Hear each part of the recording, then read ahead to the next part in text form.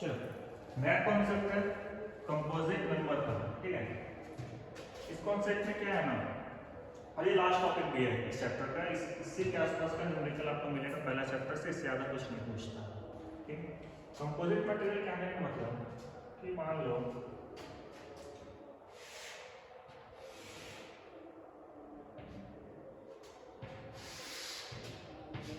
ये फिक्सिबिलिटी है, फिक्सिबिलिटी दो कॉलम है और उसके ऊपर एक टीम है,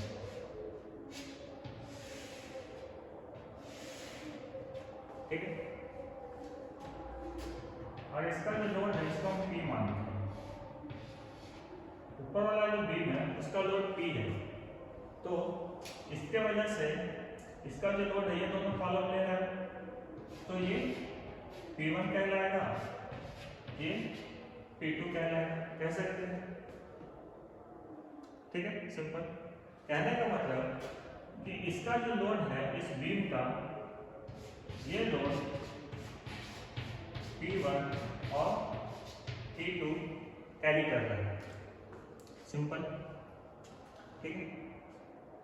तो अब समझना कि अभी तक हम लोग क्या सीखे हैं, stress is equals to P by A, strain is equals to change in length by original length, ठीक है।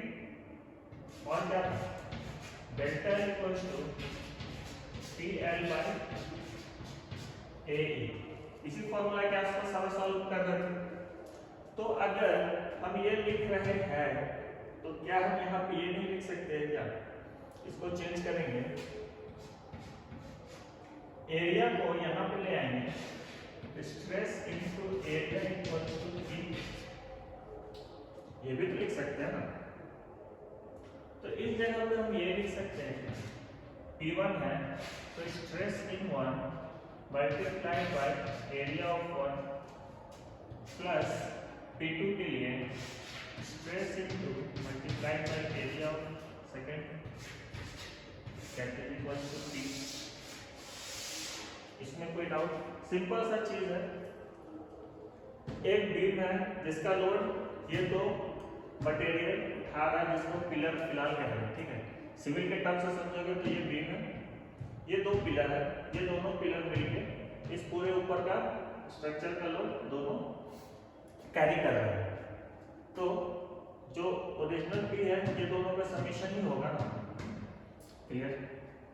उसके बाद हम पहले से जानते हैं कि stress is equals to P by A होता है, ठीक है। एरिया को उठा के हम मल्टीप्लाई कर रहे हैं तो stress into area equals to P कह सकते हैं। तो हर जगह P1 के जगह पे stress 1 into area 1 plus P2 के जगह पे stress 2 into area 2 as it is लिख दिए, क्लियर। सिमिलरली क्योंकि लोड दोनों पे आ रहा है बराबर, तो जो E का वैल्यू होगा change in length by original length वो भी तो सेम होगा ना, जो चेंज इन लेंथ इसमें आएगा वही चेंज इन लेंथ इसमें भी आएगा। अगर ऊपर से सेम लोड दोनों को बराबर करवा रहा है तो दोनों पे तो चेंज इन लेंथ सेम ना, तो हम कह सकते हैं कि E1 is equals to P2, simple. Change in length by original length इसमें जो आएगा वही इसमें भी आएगा, तो E1 is equals to E2, ठीक है। तीसरा चीज और पढ़े थे, E is equals to stress by strain, ये भी पढ़े हैं। तो हम E को इधर ले आते हैं, स्ट्रेन को इधर ला के अगर हम लिखें कुछ ऐसे लिख सकते हैं क्या, सिर्फ इसको इधर लेके इसको इधर ले आए, ये था पहला, तीसरा, नेक्स्ट मॉडुलस वाला, ठीक है। Elasticity, stress upon strain, strain को हम इधर लेके आए, इलास्टिसिटी को इधर लेके आए, ठीक है। तो E की जगह पर हम स्ट्रेस बाय इलास्टिसिटी भी तो लिख सकते हैं। E1 था ना, stress in 1 divided by elasticity of 1 is equals to stress in 2 divided by elasticity in 2 second material. Simple. अगर इसे तुम थोड़ा सा और मॉडिफाई करें तो क्या हम इसको ऐसे लिख सकते हैं, stress in first is equals to E1 इधर था, इसको यहाँ लेके आएंगे, मल्टीप्लाइंग आ जाएगा, डिवाइड में E2 पहले से था और स्ट्रेन इन सेकेंड। ठीक है, तो यहां से एक फॉर्मूला आपको ये मिला। ठीक है, मार्क करना जो बहुत ही इंपॉर्टेंट फॉर्मूला है। अब देखो एक टर्म कहलाता है modular ratio, MODULAR, modular ratio. Modular ratio यही कहता है कि E1 divided by E2 modulus of elasticity of material 1 divided by modulus of elasticity of material 2 is the modular ratio। ठीक है, अब सिविल से समझो। अगर एक कॉलम है, अब तुम लोग को मजा आएगा। एक कॉलम है,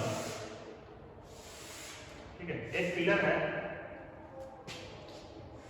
पिलर को अगर कुछ इस तरीके से बनाए,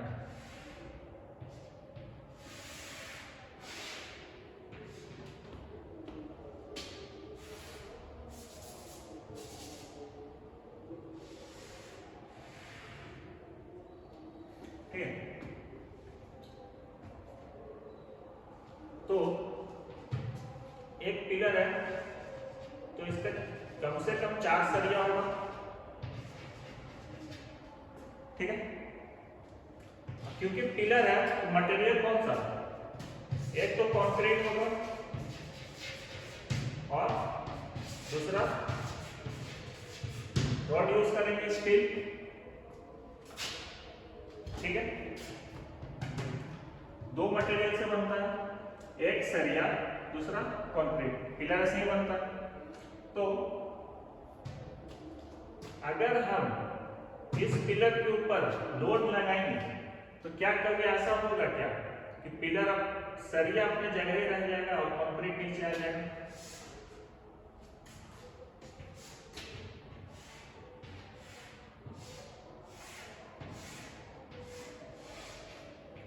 समझना,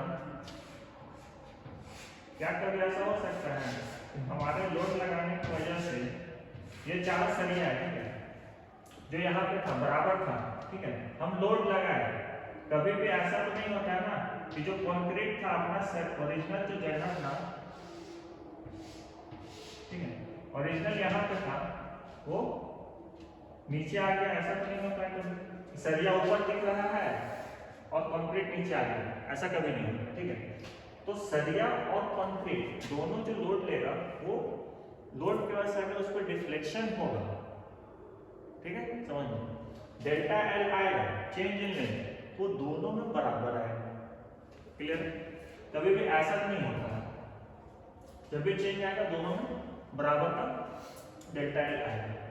क्लियर? तो यहां पे देखो,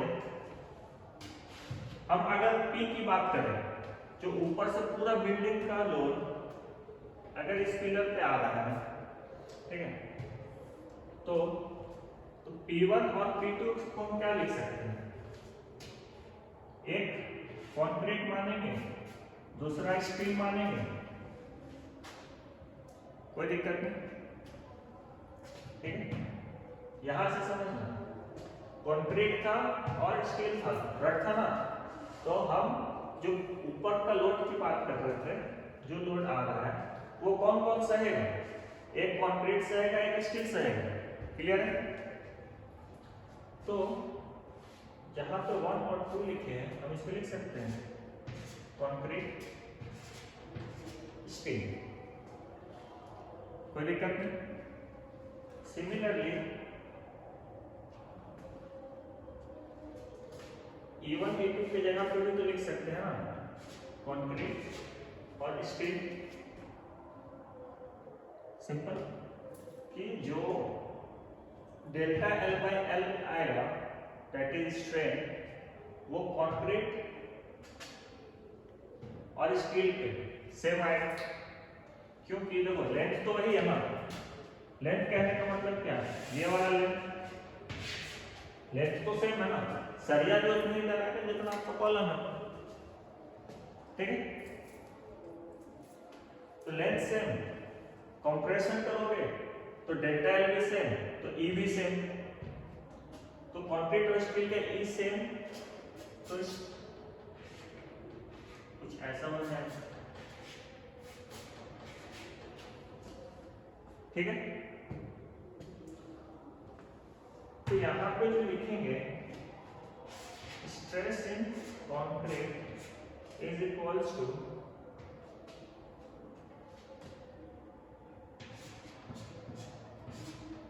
EC by ES into stress, clear.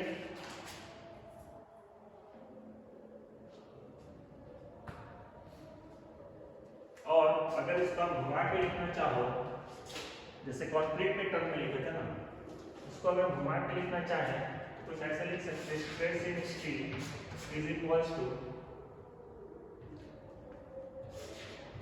EC यहीं पर है, स्ट्रेस इन कंक्रीट यहीं रह जाएगा, ES उठ के इधर आ जाएगा, ES बाय EC। कुछ ऐसे भी लिख सकते हैं, दोनों सेम चीज है, इसको उठा के इधर ले लो, इसको उठा के इधर ले लो, तो इसको मार्क करते हैं, ठीक है।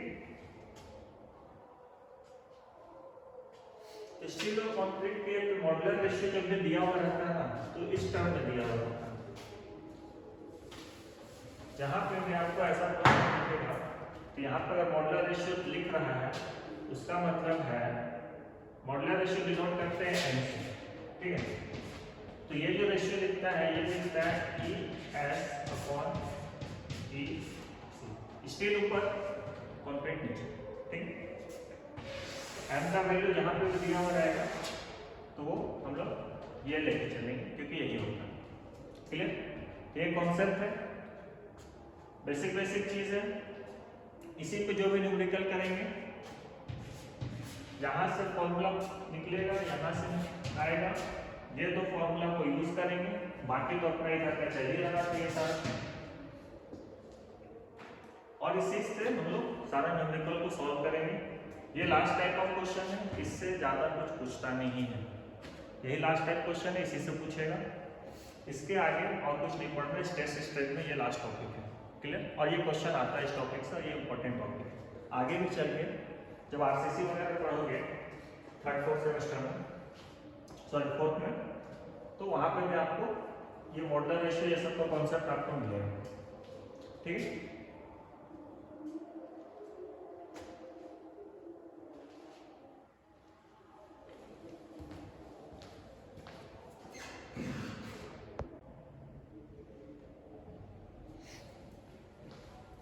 देखो इसमें जो क्वेश्चन आएगा ना, कुछ इसी टाइप का आता है, ठीक है।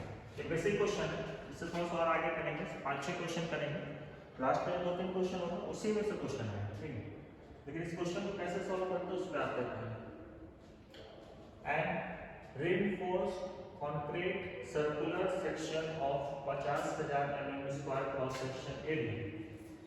क्वेश्चन कहता है कि आरसीसी सर्कुलर सेक्शन है, सर्कुलर सेक्शन है जिसका एरिया दिया हुआ है, कैरीज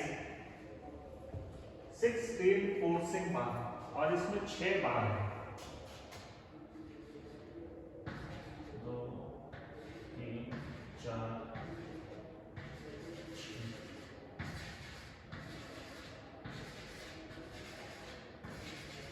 ठीक। एक सर्कुलर कॉलम है, रीइंफोर्स्ड कंक्रीट का मतलब सरिया और कंक्रीट का, जिसमें 6 बार है, एक एमसीक्यू क्वेश्चन में पूछता है आरसीसी में, जब सर्कुलर सेक्शन होता है तो उसमें मिनिमम कितना बार आप दोगे, और अगर एक रेक्टेंगुलर या स्क्वायर सेक्शन का आप पिलर बना रहे हो, ठीक है, तो उस पर आप कितना बार दोगे। तो सर्कुलर में 6, रेक्टेंगुलर या स्क्वायर है तो मिनिमम 4 बार, ठीक है। सर्कुलर रहेगा तो मिनिमम 6 बार मिनिमम, ठीक है। एमसीक्यू क्वेश्चन है, नोटबुक का है, डाटा डायरेक्ट। और एक और एमसीक्यू पूछता है, ये जो सरिया यूज करेंगे कॉलम में, मतलब जो पिलर में सरिया यूज करेंगे उसका थिकनेस कितना होगा। मान लो ये सरिया है, ये इसका डायमीटर कितना होना चाहिए कम से कम, तो कम से कम 12 mm का डायमीटर होना ही चाहिए। उसके ऊपर आप जितना ले जाओ वो आपके ऊपर है, लेकिन हम यहाँ पे 8 mm 10 mm का सरिया को यूज नहीं करेंगे, मिनिमम 12 mm का सरिया को यूज करते हैं। दूसरा यहाँ पे भी 12 mm का सरिया को यूज करते हैं। दूसरा चीज, अगर स्क्वायर या रेक्टेंगुलर सेक्शन का पिलर होगा तो 4 बार लगेगा, मतलब 4 सरिया यूज करेंगे चारों कोना में। और अगर सर्कुलर सेक्शन है तो मिनिमम 6 तो देंगे, ठीक। इसके ज़्यादा कितना भी दे सकते हैं, वो एज पर डिजाइन है, लेकिन मिनिमम ये क्राइटेरिया है, ठीक। ये एक्स्ट्रा था, इसको इरेज करते हैं। वापस से क्वेश्चन पे आते हैं, ठीक। ये क्वेश्चन पूछा है, ठीक है। An RC circular section of area, तो area of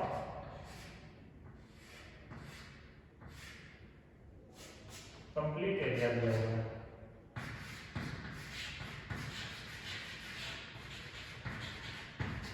$50,000 carry 6 reinforcement whose total area is 500 mm², मतलब area of steel is equals to 500 mm², ठीक है। सिंगल का नहीं दिया है, क्या बोल रहा है, whose total area is 500 mm², मतलब 6 का एरिया मिला के 500 mm², ठीक। तो अपने को यहाँ पे कैलकुलेशन नहीं करना पड़ेगा। सबसे पहले निकालना है आपका, लिखते हैं सेफ लोड निकालना, मतलब पी का वैल्यू निकालिए कितना सह सकता है। Find safe load the column can carry if the concrete is not to be stress more than 3.5 MPa।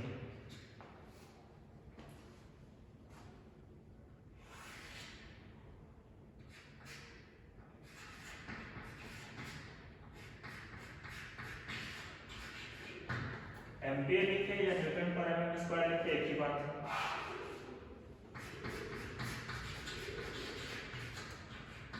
ठीक। The column can carry if the concrete is not to be stress more than 3.5 MPa। आपको P का value निकालना है, और वो load concrete पे 3.5 से ज्यादा का स्ट्रेस प्रोड्यूस नहीं होना चाहिए, उससे कम होना चाहिए, ठीक है। Take modular ratio for steel and concrete, m का वैल्यू दिया है, m का वैल्यू बोलता है 18। ये देने का मतलब क्या कि E S by EC, ठीक। Elasticity of steel divided by elasticity of concrete, that is modular ratio, जिसका वैल्यू दिया हुआ है 18। कंप्लीट। तो आपको निकालना है सेफ लोड और आपको निकालना है स्ट्रेस। सेफ लोड निकाला जिसको स्ट्रेस इससे ज्यादा नहीं, ठीक है। तो सबसे पहले आपको निकालना पड़ेगा एरिया ऑफ स्टील दिया हुआ है, तो आपको यहाँ पे एरिया ऑफ कंक्रीट निकालना पड़ेगा। और ये क्यों निकालना पड़ेगा, क्योंकि देखो ये फॉर्मूला है लोड का, क्योंकि जो लोड एक्ट कर रहा है वो स्टील और कंक्रीट मिलके कर रहा है, ठीक है। तो इस फॉर्मूला में अपने पास एरिया ऑफ स्टील तो दिया हुआ है, लेकिन एरिया ऑफ कंक्रीट तो निकालना पड़ेगा, इसीलिए हम एरिया ऑफ कंक्रीट निकालेंगे। तो क्या करेंगे, टोटल एरिया से 5000 50,000 टोटल एरिया से एरिया ऑफ स्टील को माइनस कर देंगे, एरिया ऑफ कंक्रीट निकल जाएगा 49,500 mm²। ठीक, और फॉर्मूला लगाओ, P इक्वल्स टू स्ट्रेस, इसको हम लोग ना पलट के लिखते हैं, ठीक है, steel area of steel plus stress in concrete into area of concrete. ठीक है, अब देखो यहाँ पे आपके पास डाटा फिर फंसेगा, एरिया ऑफ स्टील तो है, एरिया ऑफ कंक्रीट भी है, लेकिन स्ट्रेस इन स्टील आपके पास नहीं है, स्ट्रेस इन कंक्रीट आपको यहाँ पे दिया हुआ है। ठीक, तो हर क्वेश्चन में ना देखना, हर एक क्वेश्चन में यही ना फंसोगे, तो यहाँ पे क्या करते हैं ना, इस फॉर्मूला के हेल्प से लिखते हैं। ठीक है, स्टील का नहीं दिया हुआ है ना, तो हम क्या करेंगे, इससे उठाएंगे ES by EC into stress in concrete, ये फॉर्मूला है पहले से था, लेके आए। अब देखो ES by EC modular ratio तो दिया हुआ है ना 18, तो हम यहाँ पर मॉडुलर रेशियो को रख सकते हैं 18 सिग्मा C, तो हमें स्ट्रेस इन स्टील का वैल्यू नहीं मिला, हर क्वेश्चन में यही काम करना पड़ेगा। ठीक है, मॉडुलर रेशियो को यूज करके यहाँ पे डाटा को चेंज करते हैं और एक ही जैसा में लेके आते हैं, या तो स्टील का स्ट्रेस में लेके आएंगे या फिर कंक्रीट का स्ट्रेस में लेके आएंगे। ठीक, तो यहाँ पे चेंज किए, क्या चेंज किए, अपने पास स्ट्रेस इन कंक्रीट था ना, क्वेश्चन में दिया हुआ था, if the concrete is not to be stressed more than 3.5 MPa, तो हम लोग इसको चेंज किए, स्ट्रेस इन स्टील यहाँ से हटाएंगे और रखेंगे 18 times stress in concrete. Simple. अगर यही तो हमको अगर स्टील का दिया हुआ रहता है स्ट्रेस, तो हम इसको ना चेंज करके इसको चेंज करते हैं। ठीक, multiplied by area of steel given stress in concrete into area of concrete, solve करते हैं, 18 multiplied by 3.5 multiplied by area of steel 500 plus again 3.5 stress in concrete multiplied by area of concrete, यहाँ निकाले थे 49,500। ठीक है, इसको solve करते हैं, 18 into 3.5 into 500 plus 3.5 into 49500, ये आएगा 2204,750। यूनिट रहेगा न्यूटन में, क्योंकि न्यूटन लेके चले थे स्ट्रेस को। क्लियर, इसको चेंज करोगे 204.75 किलोमीटर।